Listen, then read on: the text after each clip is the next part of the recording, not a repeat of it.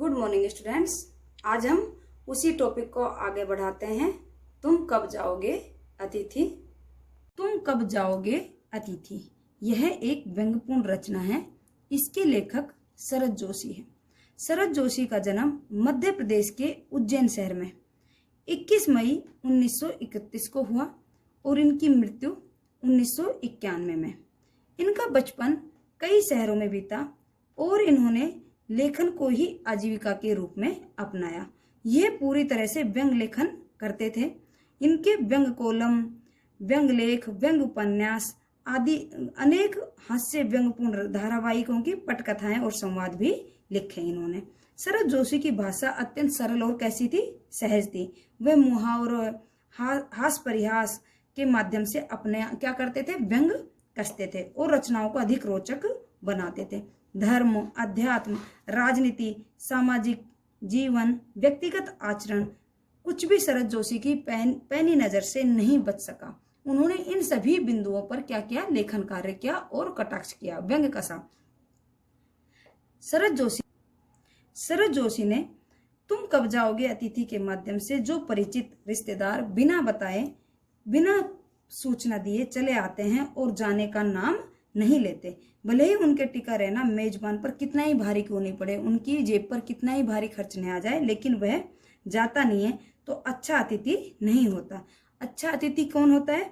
जो आने की पहले सूचना दे और 1-2 दिन मेहमानी कराकर विदा हो जाए। आगमन के बाद मेजबान वह सब सोचने पर विवश हो जाए जो इस पाठ के मेजबान निरंतर सोचते हैं। जब मेहमान बिना बताए आ जाते हैं और काफी दिनों तक नहीं जाते, वह मेजबान सोचने के लिए क्या हो जाते हैं, विवश हो जाते हैं। जिस प्रकार इस पाठ में इतने दिन तक अतिथि रुका और वह लेखक परेशान होकर ये सोचने लगा कि ये अतिथि अब कब जाएगा। उनकी तारीख 4 दिन हो गए तो वो कैलेंडर की तारीख भी दिखा रहे हैं। एक आपको आए हुए 4 दिन हो गए, हमारे घर की शांति कैसे भंग हो रही है। उनका उच्च मध्यम वर्गीय डिनर का वो बनाया और फिल्म भी दिखाई, सिनेमा भी दिखाया। तो इस प्रकार उन्होंने जो आवभगत वह कर सकते थे उन्होंने की, लेकिन फिर भी जाने का नाम नहीं ले रहा थी। तो इससे क्या हो गई थी, उनके मन में एक शंका उत्पन्न हो गई थी कि ये जाएगा या नहीं। ठीक है, और इस अब आगे चैप्टर में बढ़ते हैं। तुम कब जाओगे अतिथि। तुम कब जाओगे अतिथि यह एक व्यंग्यात्मक रचना है। इसके लेखक कौन है? शरद जोशी। शरद जोशी का जन्म 21 मई 1931 को और मृत्यु 1991 में। और शरद जोशी एक व्यंग्यात्मक लेखक थे। वह व्यंग कटाक्ष करते थे। जैसे कि हरिशंकर परसाई व्यंग्यात्मक लेखन करते थे, ऐसे ही शरद जोशी क्या करते थे, व्यंग्यात्मक लेखन करते थे। तुम कब जाओगे अतिथि, जो अतिथि बिना सूचना दिए मेहमान नवाजी कराने आ जाए और वह 3-4 दिन तक घर से नहीं जाए, और ऐसे में क्या हो जाते हैं, जो मेहमान नवाजी कर रहे हैं वो परेशान हो जाते हैं और वह अतिथि वहां पर पैर जमा कर बैठ जाए, जाने का नाम ही नहीं ले। तो ऐसे में कभी लेखक कह रहा है कि उनके घर कोई मेहमान आ गया, तो लेखक कह रहा है कि तुम कब जाओगे अतिथि, एक आप यहाँ से कब जाओगे। उन्होंने जैसे ही मेहमान आया तो उसकी अच्छी आवभगत की और उच्च मध्यम वर्गीय क्या किया, डिनर किया, खाना खिलाया, उसे सिनेमा दिखाया, लेकिन अतिथि वहां से जाने का नाम नहीं ले रहा है। तो और अप्रत्याशित आघात उसे लगता है जब अतिथि उन्हें तीसरे दिन की सुबह, तुमने मुझसे कहा मैं धोबी को कपड़े देना चाहता हूँ। तीसरे दिन सुबह अतिथि ने कहा कि मैं धोबी को कपड़े देना चाहता हूँ। ये आघात अप्रत्याशित था। देखिए, ये आघात जो ये चोट लगी थी उसकी उसने कभी आशा भी नहीं की थी। इसकी चोट मार्मिक थी। क्या थी ये चोट? मर्म को पहुंचाने वाले, क्योंकि लेखक का इतनी आर्थिक स्थिति नहीं थी कि वह धोबी पे कपड़े धुला सके। तुम्हारे सामीप्य की बेला एकाएक यूं रबर की तरह खिंच जाएगी। उसने कहा जो समीपता की बेला थी वह एकाएक रबर की तरह खिंच जाएगी। मुझे अनुमान नहीं था, ये मुझे अनुमान नहीं था। पहली बार मुझे लगा कि अतिथि सदैव देवता नहीं होता। पहली बार लेखक को कैसा लगा, एक अतिथि हमेशा देवता नहीं होता। सदैव का अर्थ क्या होता है, हमेशा। वह मानव थोड़े अंशों में राक्षस भी हो सकता है। ये कितने ज्यादा दिन किसी के घर रुकेगा तो वो उसे कैसा लगेगा, राक्षस के समान। अतिथि की इतनी आर्थिक स्थिति मजबूत नहीं थी कि वह उसके कपड़े धोबी के धुला सके और इतना खर्चा वहन कर सके। और उसकी पूरी घर की क्या जान गया था, उसका बैंक बैलेंस जान गया था कि इसकी कैसी आर्थिक स्थिति है। वह अपना अच्छी आवभगत करवा कर अगर चला जाता तो क्या रहते, उसके मन में एक सम्मान बना रह जाता। किसी लॉन्ड्री पर दे देते हैं, जल्दी धुल जाएंगे। लेकिन लेखक का मन क्या हो रहा था, बहुत दुखी हो रहा था, क्योंकि उसकी आर्थिक स्थिति अच्छी नहीं थी। तो जो अतिथि आया था वो बोल रहा था किसी लॉन्ड्री पर कपड़े दे देते हैं और जल्दी धुल जाएंगे। मैंने कहा मन ही मन एक विश्वास पड़ रहा था कि तुम्हें जल्दी जाना है। मेरे मन में एक विश्वास था कि आप जल्दी चले जाओगे। कहाँ है लॉन्ड्री, चलो चलते हैं। अतिथि पूछ रहा है कि लॉन्ड्री कहाँ पर है, चलो चलते हैं। मैंने कहा और अपनी सहज बनियान पर औपचारिक कुर्ता डालने लगा। और अपने सहज बनियान जो पहन रखी थी, घर के जो कपड़े थे उनके ऊपर क्या डालने लगा, कुर्ता डालने लगा। कहाँ जा रहे हैं आप, पत्नी ने पूछा। अब पत्नी ने पूछा कि आप कहाँ जा रहे हैं। इनके कपड़े लॉन्ड्री पर देने हैं, मैंने कहा। तो क्या कहा लेखक ने कि इनके कपड़े लॉन्ड्री पर देने जा रहे हैं। मेरी पत्नी की आंखें एकाएक बड़ी हो गई। पत्नी को क्या गया, गुस्सा आ गया कि घर की आर्थिक स्थिति अच्छी नहीं है, पैसे भी नहीं है और फिर खर्चे कर रहे हैं। आज से कुछ वर्ष पूर्व उनकी ऐसी आंखें देख मैंने अपने अकेलेपन की यात्रा समाप्त कर बिस्तर खोल दिया था। आज से कुछ वर्ष पूर्व जब मैंने उनकी ऐसी तेज आंखें देखी, ऐसे गुस्से में आंखें देखी, तो जो अकेलेपन की यात्रा करने की सोच रहा था वह कैंसिल कर दी थी। पर अब जब वह आंखें बड़ी होती है तो मन छोटा होने लगता है, उसे क्या करने लगता है, डर लगने लगता है, भय लगता है। वह इस आशंका और भय से बड़ी हुई थी कि अतिथि अधिक दिन ठहरेगा। वह इस आशंका से और भय से उसे डर लगने लगा कि अतिथि पता नहीं कितने दिन और रुकेगा यहाँ पर, हमारे घर की शांति को भंग करेगा। और आशंका निर्मूल भी नहीं थी, आशंका निर्मूल जड़ रहित नहीं थी, क्योंकि आशंका उसे सही थी। कपड़े लॉन्ड्री पे धुला रहा है, पता नहीं कब जाएगा। तुम जा नहीं रहे, लॉन्ड्री पर दिए कपड़े धुलकर आ गए और तुम यहीं हो। लॉन्ड्री पर जो कपड़े दिए थे वह भी धुलकर आ गए, फिर भी तुम नहीं गए। तुम्हारे भरकम शरीर से सलवटे पड़ी चादर बदली जा चुकी है। अब चादर कितने दिन रखोगे घर में, 1 या 2 3 दिन, इससे ज्यादा दिन नहीं रखी जाती। तो तुम्हारे भारी भरकम शरीर से जो सलवटे पड़ी थी चादर पर वह भी बदली जा चुकी है, वह भी धुल चुकी है और तुम यहीं पर हो। तुम्हें देखकर फूट पड़ने वाली मुस्कुराहट धीरे धीरे फीकी पड़कर अब लुप्त हो गई। अब आपको देखकर जो हंसी मुस्कुराहट थी वो भी क्या हो गई है, अब लुप्त हो गई है, खत्म हो गई। ठाकों के रंगीन गुब्बारे, जब कोई व्यक्ति हमें कई दिनों में मिलता है तो हमें पिछली बातें याद कर करके हम सभी हंसते हैं, तो वह सभी बातें क्या हो गई, अब बंद हो गई। ठाके हंसी के गुब्बारे बंद हो गए। जो कल तक इस कमरे के आकाश में उड़ते थे, जो कल तक हंसी के गुब्बारे उड़ते थे, वो सब क्या हो गए, बंद हो गए, अब दिखाई नहीं पड़ते। बातचीत की उछलती हुई गेंद चर्चा के क्षेत्र के सभी कोनों से टप्पे खाकर फिर सेंटर में आकर चुप पड़ी। बातचीत, सारी जो बातचीत थी चारों तरफ की, वो सभी बातें क्या हो गई है, खत्म हो गई है। और अब क्या आ गई है, बीच में चुप्पी छा गई है, दोनों के बीच में शांति आ गई, लेखक और अतिथि के बीच में। अब इसे न तुम हिला रहे हो न मैं। अब जो ये शांति छाई हुई है, जो चुप्पी छाई हुई है, उसे आप न भंग कर रहे हो न मैं ही भंग कर रहा हूँ। कल से मैं उपन्यास पढ़ रहा हूँ, आपको इतने दिन हो गए, हमारी सारी बातचीत खत्म हो गई है। कल से मैं क्या पढ़ रहा हूँ, लेखक उपन्यास पढ़ रहे हैं। तुम फिल्मी पत्रिका के पन्ने पलट रहे हो। आप क्या कर रहे हो, अतिथि फिल्मी पत्रिका के पन्ने पढ़ रहा है। शब्दों का लेन देन मिट गया, जो बीच में बातचीत थी वह सब वार्तालाप खत्म हो गया। चर्चा के विषय भी समाप्त हो गए।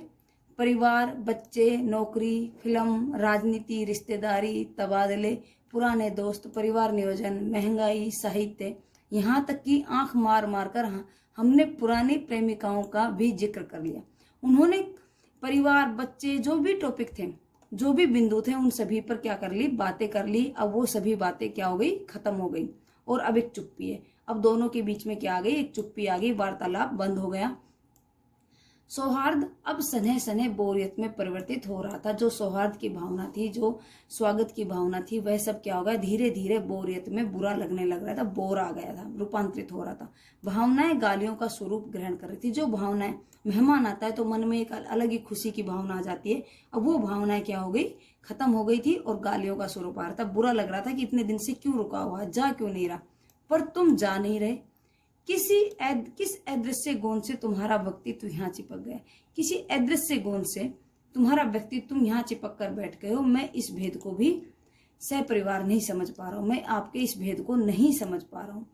बार बार यह प्रश्न उठ रहा है, तुम कब जाओगे अतिथि। अब बार बार लेखक के मन में क्या प्रश्न आ रहा है कि अतिथि आप कब जाओगे। कल पत्नी ने धीरे से पूछा, कब तक टिकेंगे ये। लेखक की पत्नी ने पूछा कि मेहमान यहाँ पर कब तक टिकेंगे, जाएंगे कब। मैंने कंधे उचकाकर उत्तर दिया, क्या कह सकता हूँ, एक मैं इसके बारे में कुछ नहीं बता सकता, मैं कुछ भी नहीं जानता। मैं तो आज खिचड़ी बना रही हूँ, हल्की रहेगी। अब जो उच्च मध्यम वर्गीय डिनर था, 2 सब्जी बनी थी, रायता बना था, मीठा बना था, अब वो किस में परिवर्तित हो गया, खिचड़ी में परिवर्तित हो गया कि रात का खाने में मैं क्या बना रही हूँ, खिचड़ी बना रही हूँ, हल्की रहेगी, बनाओ। सत्कार की उष्मा समाप्त हो रही थी। डिनर से चले थे, खिचड़ी पर आ गए। अब डिनर में क्या हुआ था, उच्च मध्यम वर्गीय खाना था। जब स्टार्टिंग में पहले दिन वो आए थे तो 2 सब्जी, रायता, ऐसे मीठा, ये सब कुछ बना था। लेकिन अब वो सत्कार की जो उष्मा थी, जो आव भगत की भावना थी, वो क्या हो रही थी, समाप्त हो रही थी। और अब क्या हो गया था, खिचड़ी पर आ गए थे। एक खिचड़ी बना रही हूँ, हल्का रहेगा, आप सभी खा लेना। अब भी अगर तुम अपने बिस्तर को गोलाकार रूप नहीं प्रदान करते हो तो हमें उपवास तक जाना होगा। अगर अब भी आप अपने बिस्तर को गोलाकार रूप, मतलब आप यहाँ से नहीं जाते हो, तो हमें क्या करना पड़ेगा, एक दिन उपवास करना पड़ेगा कि आज हमारा फास्ट है, आप भी फास्ट कर लो। तुम्हारे मेरे संबंध एक संक्रमण के दौर से गुजर रहे थे। एक मौन संक्रमण आ गया था, उनके बीच में वार्तालाप खत्म हो गया था, चुप्पी आ गई थी कि आप इतने दिन यहाँ क्यों रुके हुए हैं, आप यहाँ से जा क्यों नहीं रहे हो। तुम्हारे जाने का ये चरम क्षण था, कि तुम्हारे जाने की ये चरम क्षण था। हम सोच रहे थे किस समय आप जाओगे। तुम जाओ न अतिथि, एक अतिथि आप जाओ न। तुम्हें यहाँ अच्छा लग रहा है ना, मैं जानता हूँ दूसरे के यहाँ अच्छा लगता है।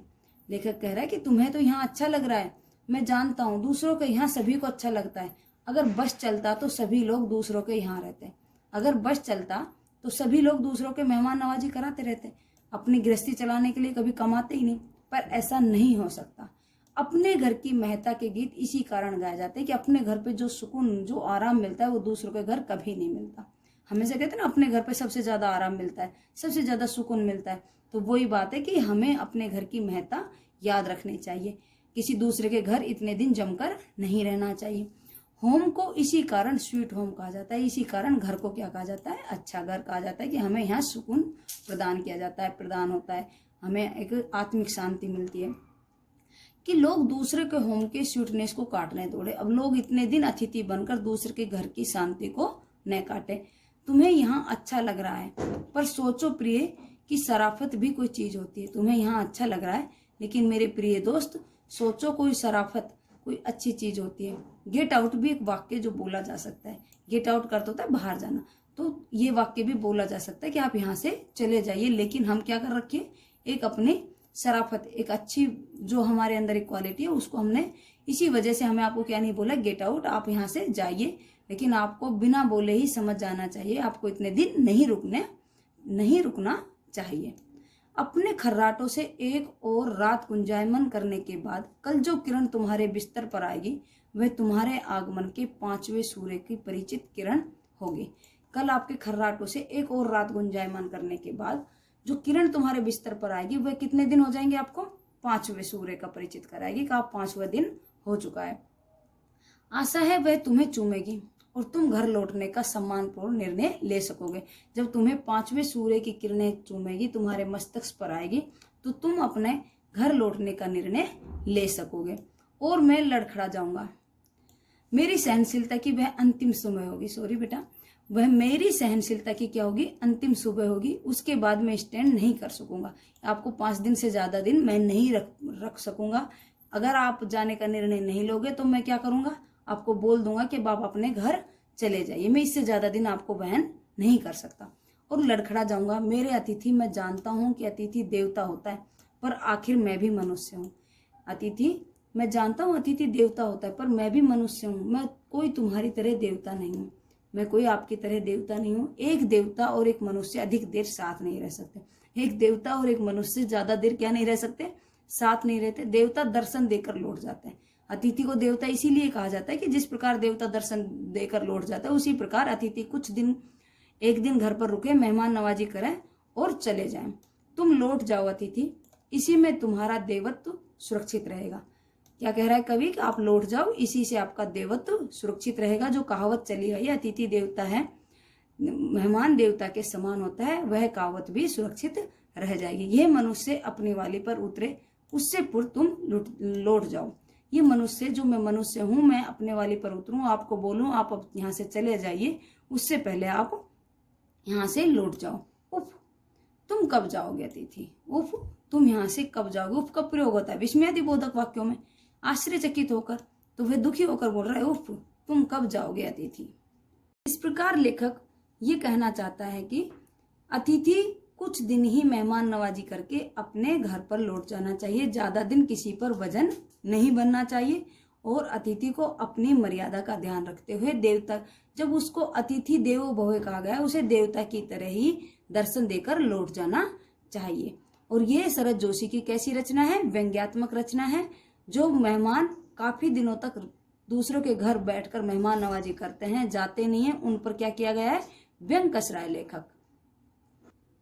तो अब आपका ये चैप्टर कंप्लीट होता है। Thank you class.